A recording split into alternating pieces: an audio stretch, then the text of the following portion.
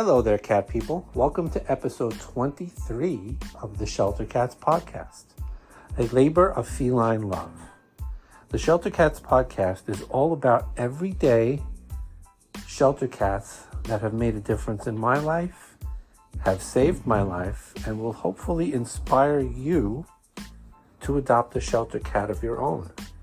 Adopt, don't shop. Or maybe you'll adopt a second one, or a third, or a fourth if you have the space. And only if you have the space, don't hoard. Adopt, don't shop. That is the key. Right now, as I'm speaking to you, there is an amazing shelter cat in a shelter, in a rescue, in a foster, in your town, anywhere in the world, waiting for you to bring home and make a huge difference in your life. So go adopt a shelter cat today. There is nothing in the world like the love of a shelter cat. I have 5 of my own, so I know from what I speak. And that being said, if you have cats of your own, I want to hear from you. I'm hearing from more and more individuals, people who do rescue, people who do TNR, rescue groups, one of which will be the guest of my show today. I want to hear from you. I want to hear your stories. I want to hear how you adopted your shelter cat. I want to hear what life is like with your shelter cat. I want to hear all the good and bad points of your life that you just could not imagine going through without having that cat at your side. Even if you just want to send me pictures, I would love to hear from you. And who knows, you may be on the show at some point, because it's not about me. It's all about the cats and giving them a voice and inspiring people to do more and more until there are no more homeless cats suffering on the streets. So, how do you find me? I'll tell you. I'm on the web at tylerthecat.com. My email is dan@tylerthecat.com. I'm on social media, of course. Facebook, the page is called Shelter Cats. Instagram and TikTok and Threads, the page is called Shelter Cats Podcast on each of those platforms. Twitter, it is Shelter Cats POD. I have a Medium blog. I blog every Saturday morning. Just search Shelter Cats or go to medium.com/Shelter Cats. And last and least, because I'm not looking to make money, you can donate to the show if you'd like to. You can support the podcast on Patreon and Spotify. So on Spotify, look for the dollar symbol and a little bank thing. Press that, donate anything you want. On Patreon, just search Shelter Cats or email me and I'll send you the link. There are various levels you can go to where I have a Discord group, I have a WhatsApp chat, and I'll even give you my number and we could talk. I don't care. And maybe you'll be a regular on the show, depending on the Patreon level that you subscribe to. So that's how you find me, and don't be shy. I want to hear from you. So now that that's all out of the way, my usual preamble, today, we have Jenny Luca, who is the founder and director of TNR Taskforce. And again, the software being what it is, and if you support the show, I'd like to get better software so this doesn't happen so much. This is another one of those interviews where I'm going to have to do an amusing little intermission. But it's not about the show, it's about the message and helping the cats. So Jenny Luca runs TNR Taskforce Inc. They are based in Brookhaven, Long Island, which is a much larger part of Long Island than I had realized. And she works with the town of Brookhaven. I know they have a big lab. I went there once, I think as part of a school. But it encompasses Ronkonkoma, it encompasses Port Jefferson, all major towns in Suffolk County on Long Island. And she works with the town with TNR, Trap, Neuter, Return, or Trap, Neuter, Release programs, so that the cats that are homeless on the streets get fixed, get the medical care they need, and they're prevented from having more cats so that the population stays in control. So without further ado, here is part 1 of my interview with Jenny Luca of the TNR Taskforce. Hello. Good, how are you? Thanks so much for joining the show. Hold on 1 second, No problem. because I think you're on speaker. Okay, I think we're good. Great. Welcome to the show. My name is Dan, and you're on the Shelter Cats podcast. Awesome. But don't worry, you're not live. Oh, okay, good. So, I don't know if you've had a chance to hear any of the episodes, but this is all about, I'm trying to inspire people to adopt shelter cats and just be aware of how amazing just everyday shelter cats could be. Uh-huh. And adopt, don't shop. So I'm definitely interested in finding out about you and your organization. So can we start by, can you introduce yourself and how you got started in cat rescue? Sure. My name is Jenny Luca. I run the organization TNR Taskforce, which is a local organization in the town of Brookhaven. We spay and neuter feral cats in the town of Brookhaven, and we have a contract with the town of Brookhaven to do so. I started doing rescue in the fall. It's going to be 16 years. Oh, wow. I was in my early 20s, and I was driving down the road, and I saw a litter of kittens on someone's front lawn. Oh, boy. I said, that's not normal. Little did I know that it was normal, but I ended up knocking on their door, and I asked them if I could help, and I took the kittens home, and I found them homes. And then a few months later, the same people called me, and they said, we have more kittens. And I was like, well, I can't be taking kittens every single time there's kittens, so there's got to be a solution. And that's when I started looking into TNR, which is trap, neuter, return. And I got a trap, and it took me a year, but I TNR'd 20 cats from that house, and I found homes for 10 kittens, all of which weren't my cats. They were somebody else's cats. They were in somebody else's yard. It wasn't even like it was my neighbor. Right. But I felt like it was important to get proactive in my township to kind of end this cycle. Absolutely. And just so people who are not on the island, just like a general, I know there's a big lab in Brookhaven, but in terms of like, is it a big town? How overrun or how big a problem is the a feral cat So problem? the town of Brookhaven is geographically larger than Nassau County. So it's a pretty big town. And Wow. as you know, but some people may not know, is the way that Long Island works, we have two counties. One is Suffolk County, one is Nassau County. Town of Brookhaven is in Suffolk County, and then within Suffolk County, there's several different towns. So Town of Babylon, Town of Brookhaven, and so on. And then within those towns, there's smaller towns. So Town of Brookhaven has Ronkonkoma, Port Jefferson, Mastic, those little towns in them. Right. After doing TNR for this long, I've done TNR anywhere from the 5 boroughs out to way out east.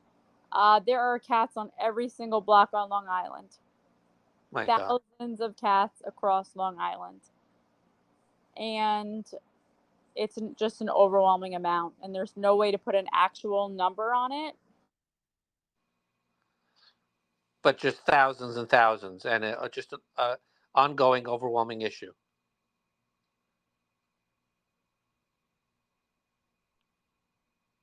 Jenny?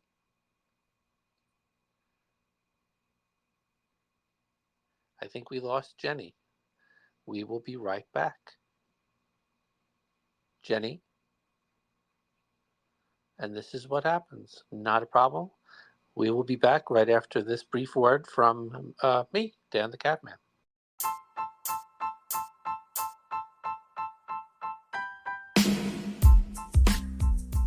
Once again, I apologize for the interruption in the show. There will be a brief intermission. Refreshments will be served in the lobby. We have snacks, we have popcorn, we have sandwiches, we have cat food, which goes great on a bagel. I've tried it. That's actually true. I'm kidding. We don't have a lobby. It's just me talking into my recording software. So, sorry about the interruption, but such is life. And now I'm going to be quiet and we'll get back to part 2 of my interview with Jenny Luca.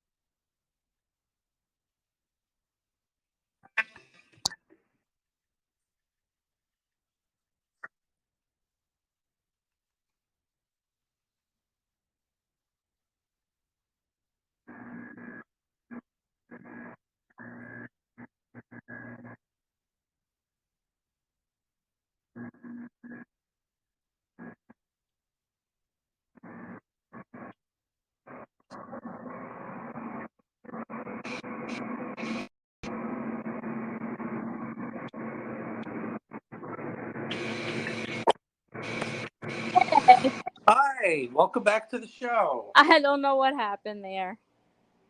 No problem. I think it's cellular signal. That's fine. I could edit it together. It's happened. It happened on the Little Shelter show. It's not a problem at all. Okay, good. So I think So we were talking about the town of Brookhaven. yeah. So I was saying that town of Brookhaven is geographically larger than Nassau County, so it's a big, very big area to manage, and there's just an unreal amount of cats. Now, how did you get? You have a contract with the town of Brookhaven. Are you the only rescue group? Is the TNR Taskforce the only rescue group that works with the town of Brookhaven? How did that come about?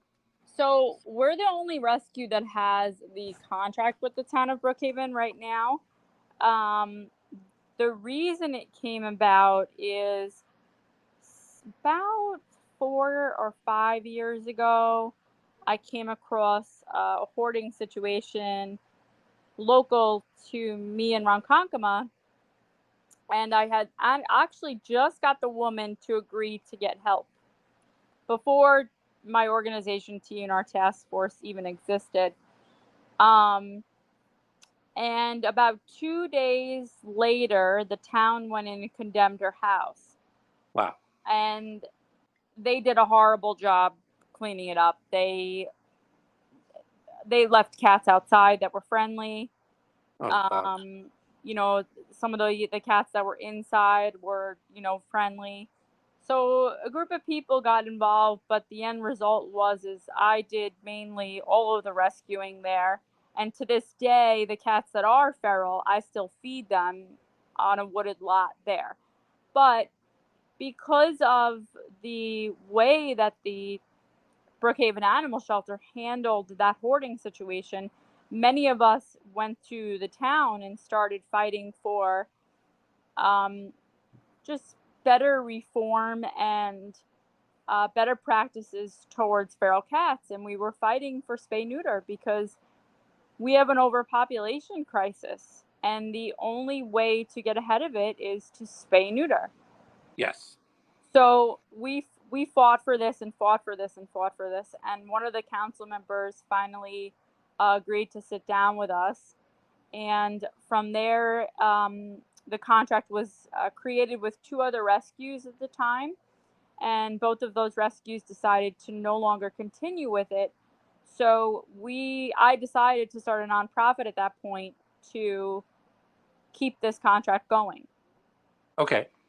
So that's that. I unfortunately don't know if there will be a contract next year. The hope is boy. yes, but that's unclear at the moment. Is that uncertainty on the towns? Is that on the town? Yes, Are they kind of dragging their feet? I don't want to say that they're dragging their feet. I want to say that they have made some poor choices when it comes to the animal shelter. And with that, they are implementing new programs. And I don't know what the future holds at the moment. I don't know what they're going to do TNR wise. My hope is while they're building a program within their shelter, which is the end goal, I would hope that they would continue to have a contract with us so we can continue our work while they work out all the kinks. I certainly hope so too. Mm. So, on a day-to-day basis, how does the TNR task force operate? How do you find out about, when you go from situation to situation? How do you communicate? Like, how does that work? So we basically, most of our requests, people find out about us mostly through social media. There's different groups on Facebook that people will post, cats that need TNR, and our group will get tagged. We also have an abundance of trappers who basically the whole reason TNR Task Force came into existence was not only for the contract, but was to give local independent trappers the opportunity to spay and neuter without maxing out their credit cards and paying Right. for them themselves. So we work with basically all of the most of the trappers. I don't want to say all, but most of the trappers within the town of Brookhaven. Um, and they, get contacted all of the time about situations that need help. So that's the other way that we get contacted. We also get reached out to by the town. If the town has a situation that they need assistance with, we will get involved. Um, and that's kind of the gist, but most of it, I would say, is social media related or word of mouth. Um, and that's how we kind of acquire what we, have. Like currently, we have a waiting list of about 50 to 75 people, I want to say, that are Wow. in need of TNR. And that's kind of on the lower side because we did catch up a lot. Our waiting list, we had over 100 people on it at one point, and we caught up, but we've run out of funding for 2023. And with that, now our waiting list is going to go back up. And by waiting list, you mean people that need to have cats trapped. Yeah, people that need TNR assistance. And how many trappers work with you? I would say it varies a lot because there are some people that are like they only trap, every once in a blue moon. So it could be anywhere from 10 to 20 trappers. They're all in the town of Brookhaven. Yeah, all in the town of Brookhaven. Um, and so that's like one part of our organization is the trapping end of it. Um, and we hold like clinics that we have a veterinarian come out with their mobile unit. So that's one way that we get spay neuter done. We use, local low cost veterinarians to get other spay and neuters done. So we have a couple avenues that we use to get this accomplished. And do you also find homes for some of the cats, or is it strictly TNR? So we do have, only in the past year did we start doing that. I never wanted to do adoptions, but I realized that we had to. One thing that I left out about the TNR, one of the things that I always kind of wanted was, or at least the deal was with other rescue groups, was we allowed them access to spay neuter because if they got to spay and neuter feral cats through the town of Brookhaven spay neuter program through us, then they would be able to help more cats and kittens. So sometimes how we would kind of work it in the past was, we'll TNR your adults, you take our kittens. But we realized very quickly on that because we were doing so much TNR, we were coming across so many friendly cats and kittens, we could no longer just give our kittens to other rescues. It just wasn't possible anymore. We were Right. finding too many. So we did start doing adoptions about a year ago. We've done 200 adoptions in a year, which is pretty good for a new organization. That's great. We come across a lot of kittens, and we come across a lot of friendly cats. We have about 12 fosters, which is awesome. And we primarily, in order for us to do that, we rely on donations because we do not use town funding for our cats and kittens that are adoptable. The town funding is only for TNR feral cats. Okay. And how do you do your fundraising? Is that also through social media mostly? Social media. I've also gotten a few grants, like medical grants, when we are doing medical cases. But mostly through like Facebook fundraising and stuff like that. We have not done a fundraiser just because there's just not enough time in the day to add that to the list of things that we do. Someday, maybe. I can't even imagine. Yeah. So someday, maybe we'll see. So 200 cats, and this is probably a loaded question. What would you say that encompasses such a big area of Long Island? Mm-hmm. I've been out here almost 30 years. Even I didn't know that. What would you say, in your experience, is the biggest reason that cats are homeless and the homeless cat population, the feral cat population is so overwhelming? What would you say, or what do you think is the biggest reason? Is it just lack of knowledge of TNR? Are people unfortunately dumping pets for whatever reason? What do you think is causing it in this part of the world? There's a couple of things that can be blamed kind of for this. The first one is, if you look at the amount of veterinarian offices on Long Island and the amount of veterinarians that are even willing to touch a feral cat, if I had to just take a guess, I would say maybe 2% of veterinarians are willing to. So we have so many veterinarians and so many that aren't willing to work with feral cats. That's a huge setback. The other would be, I don't even like to use the word lack thereof knowledge, or they're not educated in knowing what to do, because I'd probably say most of our society, except for elderly people, know how to use a cell phone. They know how to Google. I mean, they know how to Google to find a rescue for help, but they don't know how to Google how to do TNR. Is something that I'll never understand, because when I started doing this 16 years ago, that's what I did. And I Right. resolved an issue in someone else's backyard. So I think that a lot of people don't have the drive.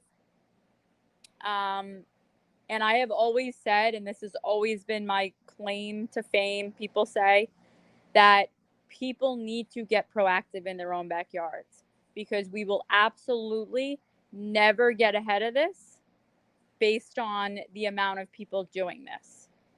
Feral cat feeders need to get proactive in their own backyard. Even if they TNR one cat a month, it makes a difference.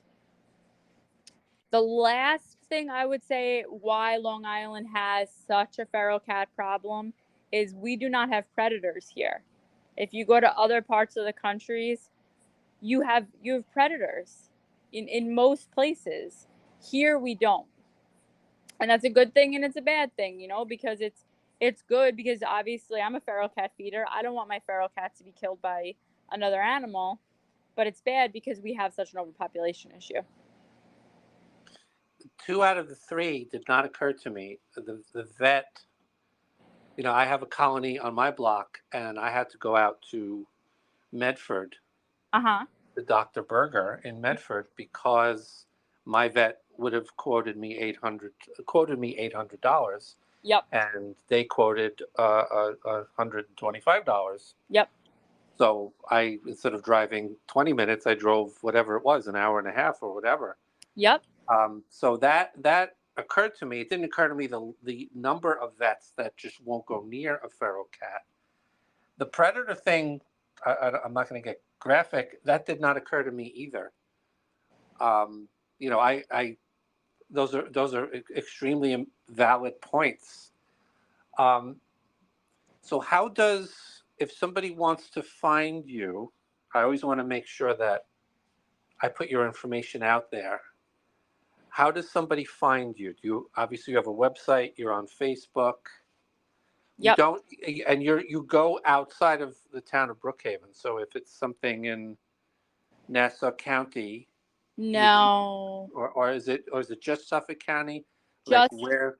just the town of Brookhaven. Just the town of Brookhaven. Okay. Back, 10 years ago, when I was doing this in my mid-20s, I went everywhere. And it was a little nutty because sometimes I'd be driving up to an hour to go do TNR. Right. I won't, there's just so much to do in the day-to-day now.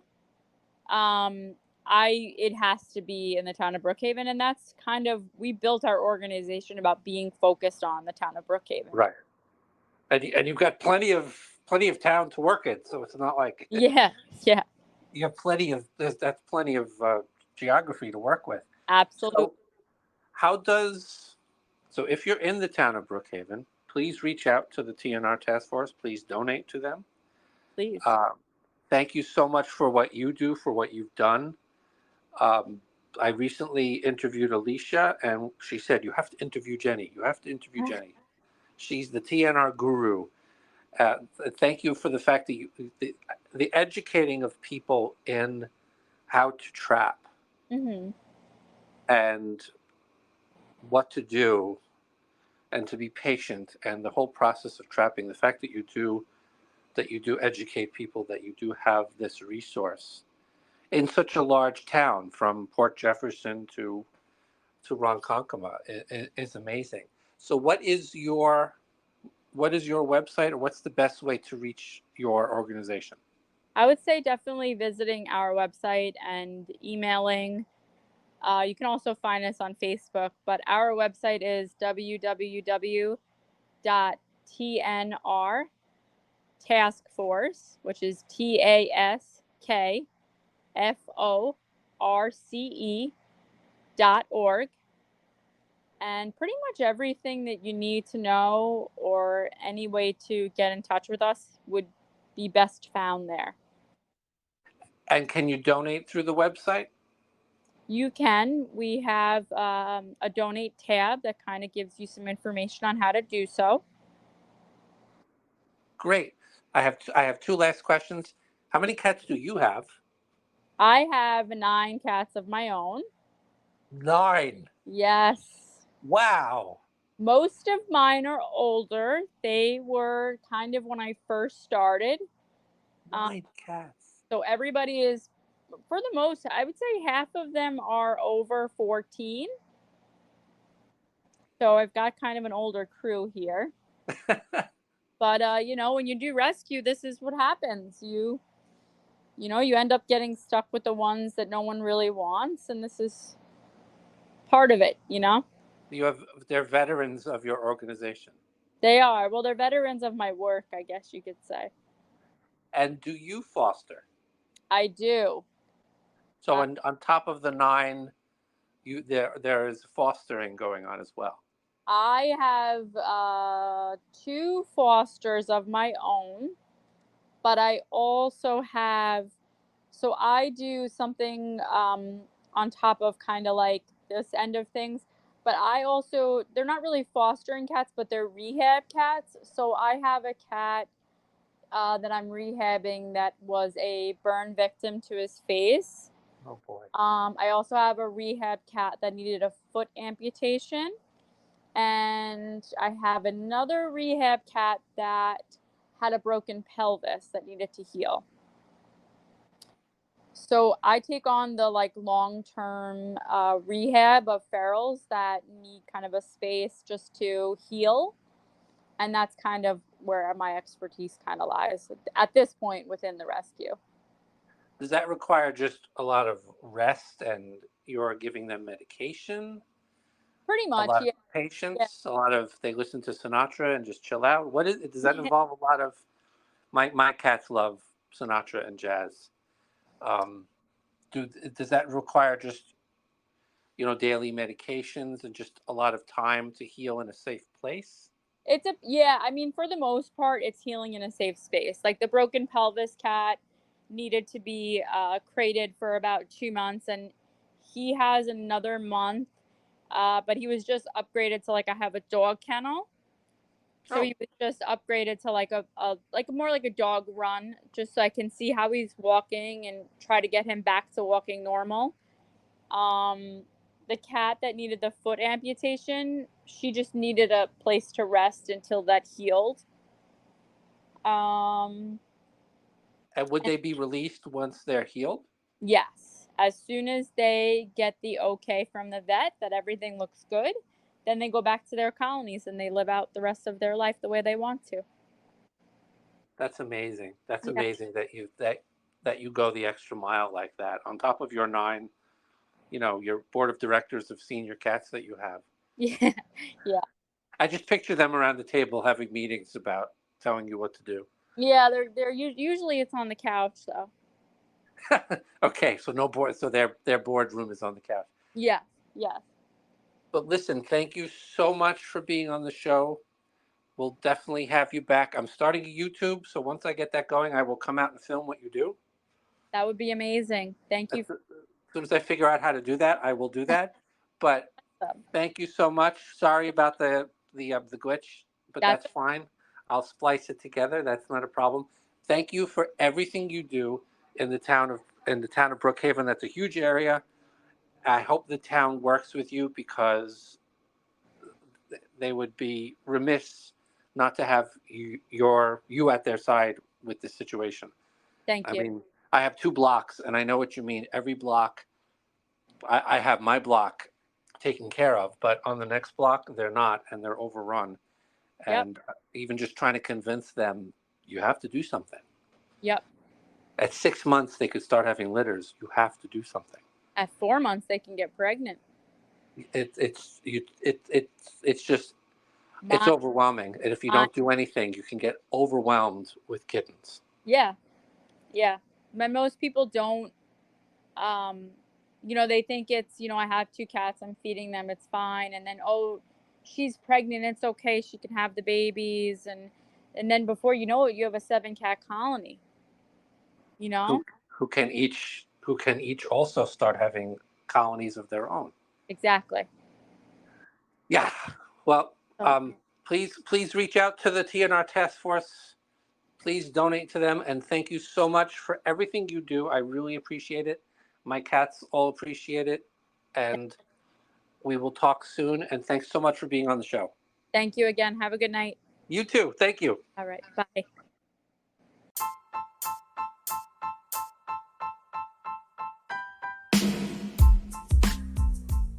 Dan the Catman is back. Here I am, and there you have it. Amazing work from an amazing person who has spent the past 16 years doing everything she can in her part of the world to help the homeless cat population. So please reach out to them. Please donate if you live in that part of the world in Brookhaven. Please volunteer. Please foster. Please help trap. They are just amazing people, and they're helping to make a difference in their part of the world. And if you're inspired by that to do something in your part of the world, don't be discouraged. You can do it too. You could learn to trap. You can get organized. 1 block at a time makes all the difference in helping the cat crisis and the cat overpopulation crisis. You can do it just like Jenny did. Thank you so much for listening. I appreciate it immensely. Give your cats a kiss on the head for me, and I'll see you in the next episode.